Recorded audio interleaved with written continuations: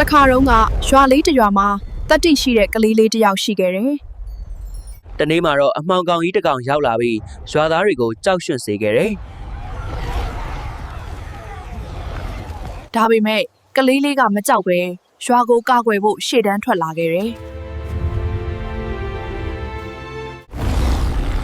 သွားမင်းကငါမကြောက်ဘူး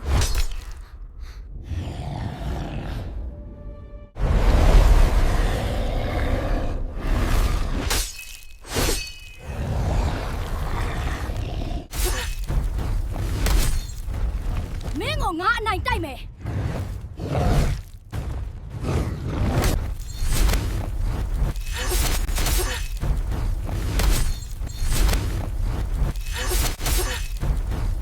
တတိကမင်းရဲ့နှလုံးသားထဲမှာရှိတယ်။အဲ့ဒါကိုရှာပြီးရဲရဲဝင့်ဝင့်သုံးလိုက်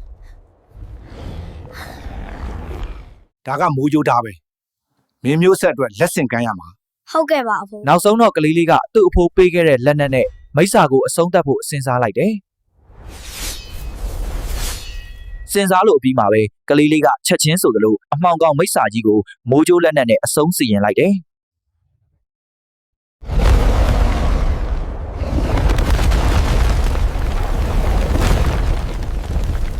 နောက်ဆုံးမှာတော့ကလေးလေးကြောင့်ရွာသားတွေလည်းအန္တရာယ်ကင်းပြီးစိတ်ချမ်းသာသာပျော်ပျော်ရွှင်ရွှင်နေထိုင်သွားကြတယ်